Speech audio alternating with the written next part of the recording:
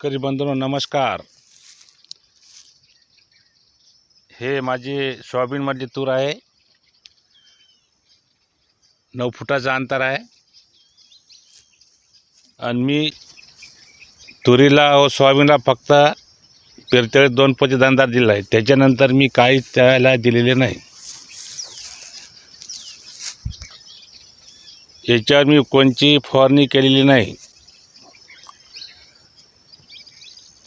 बाकीच्या ज्या 3-3, 4-4, 5-5 फवारण्या झाल्या, माझी एकही फवारणी केलेली नाही। हे पाहून घ्या तुम्ही शेंग। कुठं कुठं डंक आहे समजा आळीचा मारलेला, पण मी त्याची पर्वा नाही केली। कारण दरवेळेस मी खर्च करत होतो। दुकानदार श्रीमंत झाले, आपण गरीब झालो।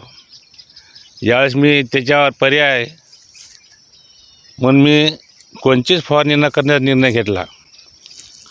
हे गवत बी आहे तुरीनी, जमीन एकदम हलकी आहे।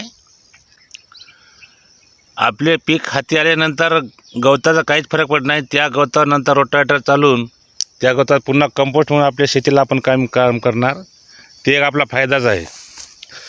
फक्त जोपर्यंत आपल्या हातातनी पीक येत नाही तोपर्यंत अन्नद्रव्यासाठी ते गवत आपल्या पिकाला मिळण्यासाठी गवत तण तिथं ठेवू नये। त्याच्यानंतर पीक आपल्या काढणीशी आल्याच्या नंतर गवताचा पिकावर काही परिणाम होत नाही। पाहून घ्या, कोणचीच फवारणी केली नाही, कोणचीच नाही।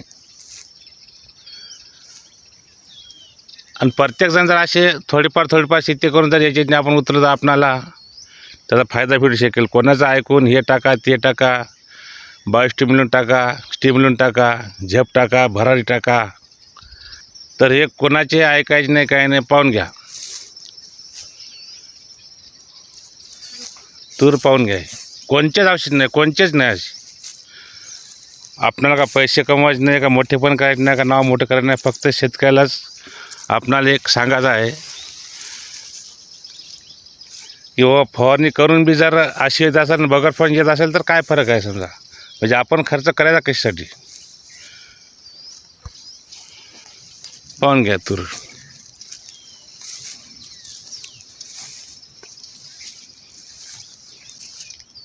जंगलाच्या कडाला जमीन एकदम हलकी आहे, वानराचा त्रास आहे, रोयाचा त्रास आहे। याचे फक्त एक नियोजन केले आहे, 30 दिवसाला शेंडा खुलला आहे, ते एक मी नियोजन केले आहे तुरीचे। पाहून घ्या तूर।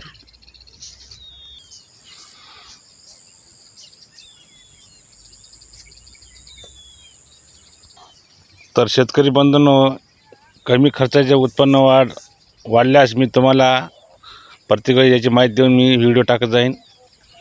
ते तुम्ही व्हिडिओ शेअर करण्याचा प्रयत्न करणे व मला सहकार्य करणे हीच माझी विनंती।